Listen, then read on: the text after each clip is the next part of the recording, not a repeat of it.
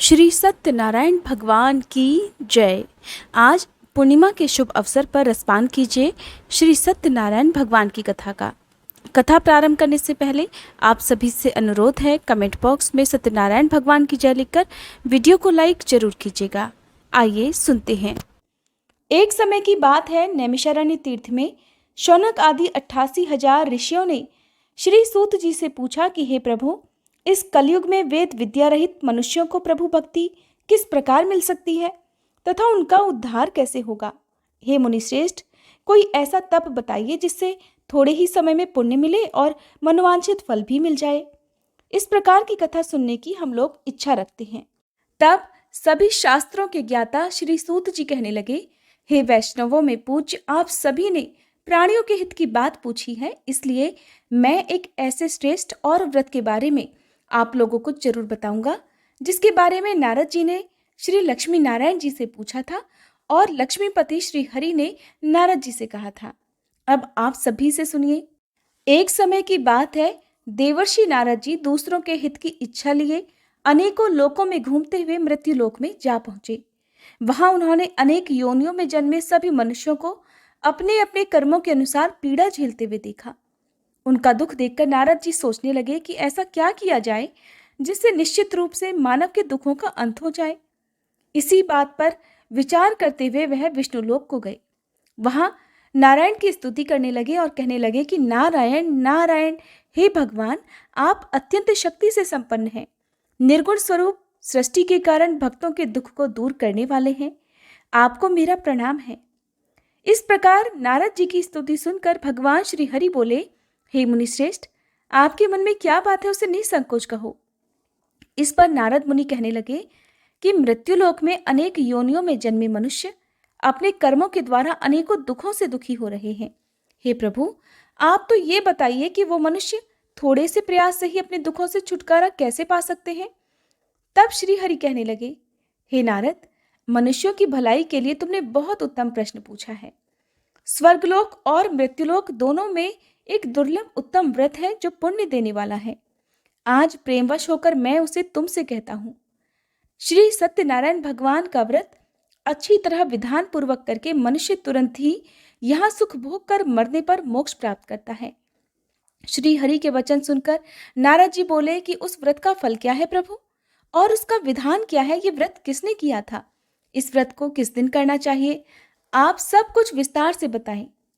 नारद जी की बात सुनकर फिर श्री हरि कहने लगे, दुख और शोक को दूर करने वाला, यह सभी स्थानों पर विजय दिलाने वाला है।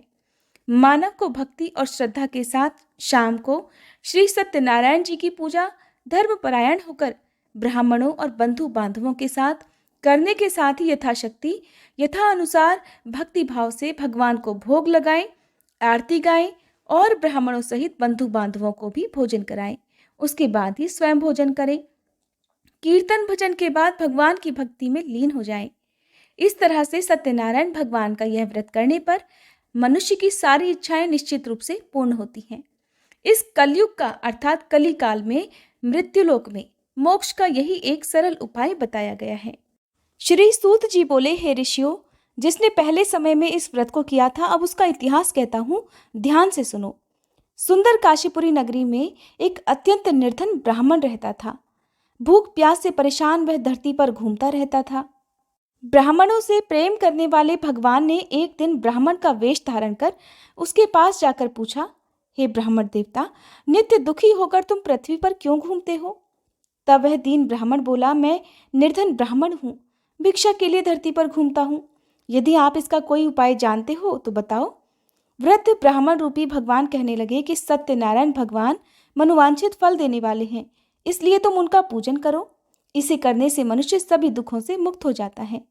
वृद्ध ब्राह्मण बनकर आए सत्यनारायण भगवान उस निर्धन ब्राह्मण को व्रत का सारा विधान बताकर अंतर्ध्यान हो गए।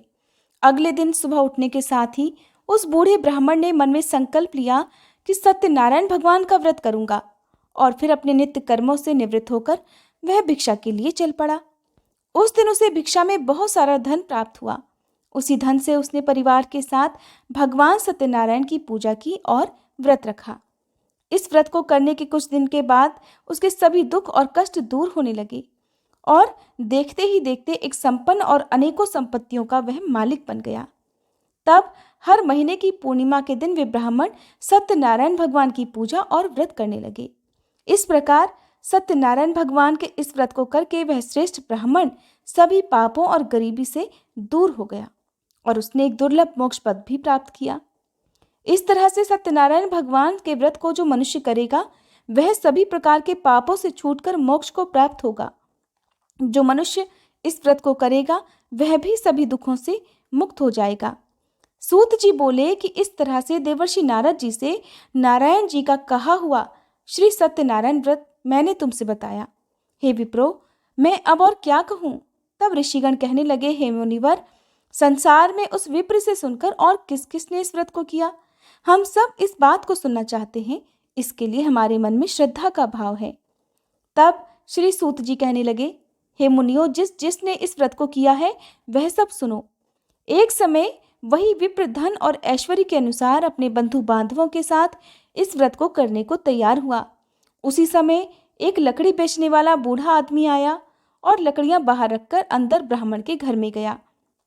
प्यास से दुखी होकर वह लकड़हारा उनको व्रत करते देख विप्र को नमस्कार कर पूछने लगा कि हे ब्राह्मण देव, आप ये क्या कर रहे हैं तथा इसे करने से आपको क्या फल मिलेगा, कृपा करके मुझे भी बताइए।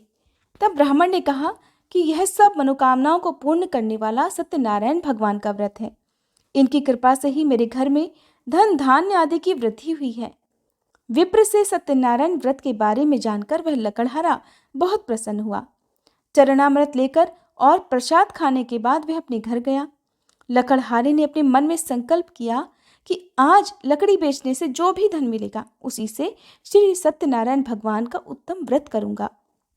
मन में इस विचार को लेकर वह बूढ़ा आदमी सिर पर लकड़ियां रखकर उस नगर में बेचने गया, जहां उसने अपनी लकड़ियों का दाम पहले से 4 गुना अधिक प्राप्त किया।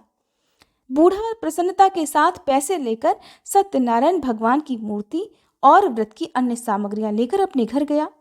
वहां उसने अपने परिवारजनों को बुलाकर विधि विधान से सत्यनारायण भगवान का पूजन और व्रत किया। इस व्रत के प्रभाव से वह बूढ़ा लकड़हारा धन पुत्र आदि से युक्त होकर संसार के समस्त सुख भोग कर अंत समय में वैकुंठ धाम चला गया। श्री सूत जी कहने लगे कि हे श्रेष्ठ मुनियों, अब आगे की कथा भी कहता हूँ। पहले समय में उल्कामुख नाम का एक बुद्धिमान राजा था। वह सत्यवक्ता और जितेंद्रिय था। प्रतिदिन देव स्थानों पर जाता और निर्धनों को धन देकर उनके कष्ट दूर किया करता था। उसकी पत्नी कमल के समान मुख वाली तथा सती साध्वी थी। भद्रशिला नदी के तट पर एक बार उन दोनों ने श्री सत्यनारायण भगवान का व्रत किया। उसी समय साधु नाम का एक वैश्य वहां आया। उसके पास व्यापार करने के लिए बहुत सारा धन भी था। राजा को व्रत करते देखकर वह विनम्रता के साथ पूछने लगा कि हे राजन, भक्ति भाव से पूर्ण होकर आप ये क्या कर रहे हैं, मैं सुनने की इच्छा रखता हूँ, तो आप कृपा कर मुझे भी बताएं। तब वह राजा इस प्रकार बोला कि अपने बंधु बांधवों के साथ पुत्र आदि की प्राप्ति के लिए मैं श्री सत्यनारायण भगवान का व्रत और पूजन कर रहा हूँ। राजा के वचन सुनकर साधु वैश्य आदर से कहने लगा कि हे राजन, मुझे भी इस व्रत का सारा विधान बताइए, मैं भी इस व्रत को करूंगा। मुझे भी कोई संतान नहीं है और मुझे विश्वास है कि इस व्रत को करने से निश्चित रूप से मुझे भी संतान की प्राप्ति होगी। तब राजा से व्रत का सारा विधान सुनकर व्यापार से निवृत्त होकर वह व्यापारी अपने घर गया। साधु ने अपनी पत्नी को संतान देने वाले इस व्रत का वृत्तांत कह सुनाया और कहा कि जब मेरी संतान होगी तब मैं इस व्रत को करूंगा। साधु ने इस तरह के वचन अपनी पत्नी लीलावती से कहे। एक दिन लीलावती अपने पति के साथ आनंदित हो सांसारिक धर्म में प्रवृत्त होकर सत्यनारायण भगवान की कृपा से गर्भवती हो गई। कुछ महीने के बाद उसके गर्भ से एक सुंदर कन्या ने जन्म लिया। माता पिता ने अपनी कन्या का नाम कलावती रखा। एक दिन वैश्य की पत्नी ने अपने पति को याद दिलाया कि आपने सत्यनारायण भगवान के जिस व्रत को करने का संकल्प लिया था, अब उसे करने का समय आ गया है। अब आप इस व्रत को पूर्ण करिए। तब वह साधु कहने लगा कि हे प्रिय, इस व्रत को मैं अपनी पुत्री के विवाह पर करूंगा। इस प्रकार वह अपनी पत्नी को आश्वासन देकर नगर को चला गया। साधु वैश्य ने एक बार नगर में अपनी कन्या को सखियों के साथ देखा तो उसे लगा कि अब उसकी कन्या विवाह योग्य हो गई है। तब उसने कन्या के योग्य वर ढूंढना प्रारंभ कर दिया। एक दिन साधु की बात को ध्यान में रखते हुए एक नगर में जा पहुंचा और वहां देखभाल कर लड़की के सुयोग्य वणिक पुत्र को ले आया। सुयोग्य लड़के को देखकर साधु ने बंधु बांधवों को बुलाकर अपनी पुत्री का विवाह कर दिया। लेकिन दुर्भाग्य की बात ये कि साधु वैश्य ने अभी भी श्री सत्यनारायण भगवान का व्रत नहीं किया था। इस पर श्री सत्यनारायण भगवान क्रोधित हो गए और श्राप दे दिया। अपने कार्य में कुशल साधु बनिया अपने दामाद को लेकर समुद्र के पास स्थित होकर रत्नसारपुर नामक नगर में गया। वहां जाकर दामाद ससुर दोनों ने मिलकर चंद्रकेतु राजा के नगर में व्यापार करना शुरू कर दिया। एक दिन भगवान सत्यनारायण की माया से एक चोर राजा का धन चुरा कर भाग रहा था। उसने राजा के सिपाहियों को अपना पीछा करते देख चुराया हुआ सारा धन वहां रख दिया जहां साधु अपने दामाद के साथ ठहरा हुआ था। राजा के सिपाहियों ने जब चुराया हुआ धन ससुर और दामाद के पास पड़ा हुआ देखा तो वे ससुर और दामाद दोनों को बांधकर प्रसन्नता से राजा के पास ले गए और कहने लगे कि महाराज, हम उन दोनों चोरों को पकड़ कर लाए हैं, आप आगे की कार्यवाही करने की आज्ञा दें। तब राजा की आज्ञा से उन दोनों को कठिन कारावास में डाल दिया गया और उनका सारा धन भी उनसे छीन लिया गया। श्री सत्यनारायण भगवान के श्राप से साधु की पत्नी भी बहुत दुखी हुई। घर में जितना भी धन रखा था उसे चोर चुरा ले गए। शारीरिक तथा मानसिक पीड़ा और भूख प्यास से अति दुखी होकर अन्न की चिंता में कलावती एक ब्राह्मण के घर गई। वहां उसने श्री सत्यनारायण भगवान का व्रत होते देखा, फिर कथा भी सुनी और वह प्रसाद ग्रहण कर रात को अपने घर वापस आई। तब माता ने कलावती से पूछा कि हे पुत्री, तुम अब तक कहाँ थी, तुम्हारे मन में क्या है? तब कलावती ने अपनी माता से कहा कि हे माता, मैंने एक ब्राह्मण के घर में श्री सत्यनारायण भगवान का व्रत होते देखा है। तब कन्या के वचन सुनकर लीलावती भगवान के पूजन की तैयारी करने लगी। लीलावती ने अपने परिवार और बंधु बांधवों के सहित सत्यनारायण भगवान का पूजन किया और उनसे वर मांगा कि मेरे पति तथा दामाद शीघ्र ही घर वापस आ जाएं। साथ ही ये भी प्रार्थना की कि हम सभी के अपराध क्षमा करें। श्री सत्यनारायण भगवान इस व्रत से संतुष्ट हो गए और राजा चंद्रकेतु को सपने में दर्शन देकर कहने लगे कि हे राजन, तुम उन दोनों वैश्यों को छोड़ दो और तुमने उनका जो भी धन लिया है उसे भी वापस कर दो। अगर तुमने ऐसा नहीं किया तो मैं तुम्हारा सारा धन, राज्य और संतान सभी कुछ नष्ट कर दूंगा। राजा को यह सब कहकर वह अंतर्ध्यान हो गए। प्रातःकाल सभा में राजा ने अपना स्वप्न सभी को सुनाया। फिर कहने लगे कि उन दोनों को कैद से मुक्त कर सभा में लाओ।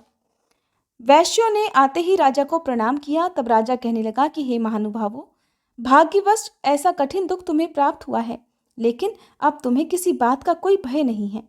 ऐसा कहकर राजा ने उन दोनों को नए वस्त्र आभूषण भी पहनाए और जितना धन उनका लिया था उससे दोगुना धन वापस कर दिया।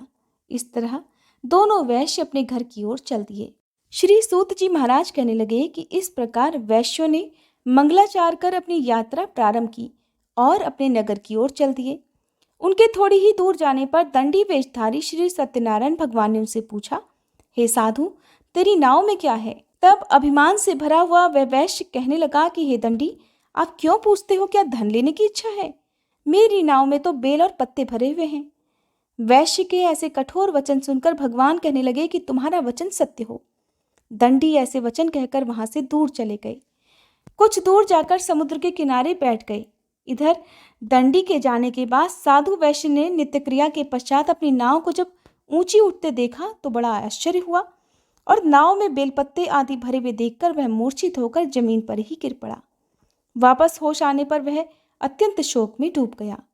तब उसका दामाद कहने लगा कि पिताजी, आप शोक मत मनाइए, ये सब दंडी का ही श्राप है, इसलिए हमें उनकी ही शरण में जाना चाहिए, तभी हमारी मनोकामना पूर्ण हो सकेगी।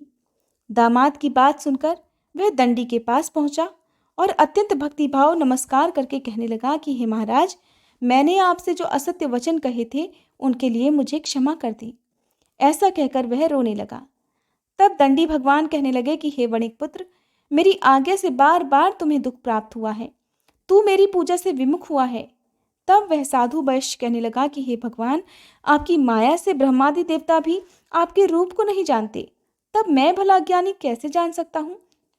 अब आप प्रसन्न होइए, मैं अपनी सामर्थ्य के अनुसार आपकी पूजा और व्रत अवश्य करूंगा। हे प्रभु, मेरी रक्षा करो और पहले के समान मेरी नौका में धन भर दो। साधु वैश्य के भक्ति पूर्वक वचन सुनकर भगवान प्रसन्न हो गए और उसकी इच्छानुसार वरदान देकर अंतर्ध्यान हो गए।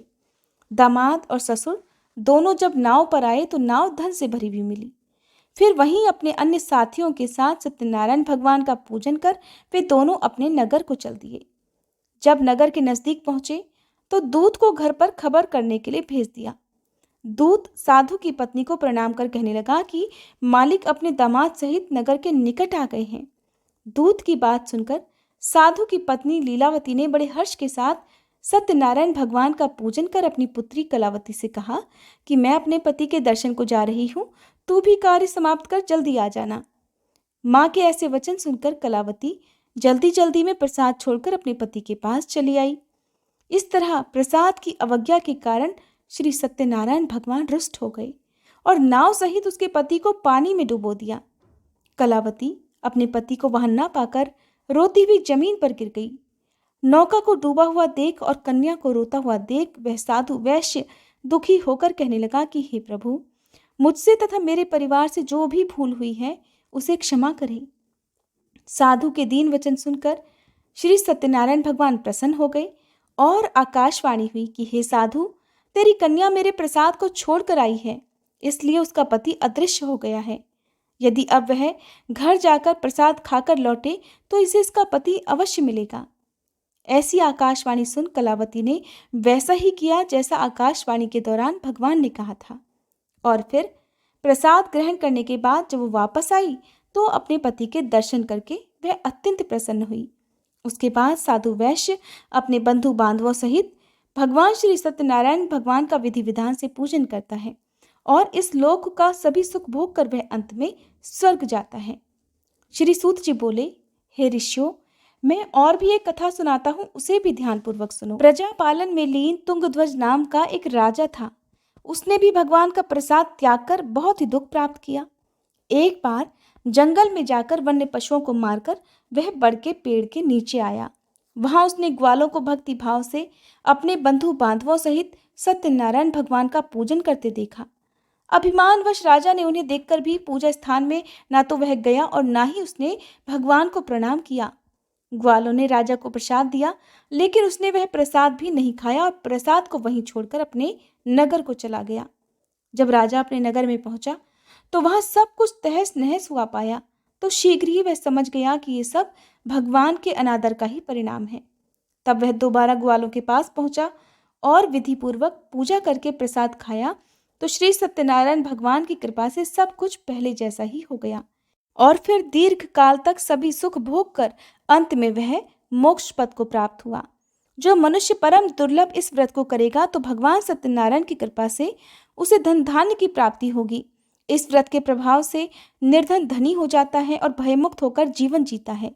संतानहीन मनुष्य को संतान सुख प्राप्त होता है और सारे मनोरथ पूर्ण होने पर वह मनुष्य अंत में वैकुंठ धाम को जाता है। तब श्री सूत जी कहने लगे कि जिन्होंने पहले इस व्रत को किया है, अब उनके दूसरे जन्म की कथा कहता हूँ। वृद्ध शतानन ब्राह्मण ने सुदामा का जन्म लेकर मोक्ष की प्राप्ति की। लकड़हारे ने अगले जन्म में निषाद बनकर मोक्ष प्राप्त किया। उल्कामुख नाम का राजा दशरथ होकर वैकुंठ लोक को गए। साधु नाम के वैश्य ने मोरध्वज बनकर अपने पुत्र को आरे से चीरकर मोक्ष पाया और महाराज तुंगध्वज ने स्वयंभू होकर भगवान में भक्ति युक्त होकर कर्म कर मोक्ष प्राप्त किया। श्री सत्यनारायण भगवान कथा समाप्त हुई। कथा समाप्त होने के बाद प्रेम से जयकारा बोलना चाहिए। बोलिए सत्यनारायण भगवान की जय।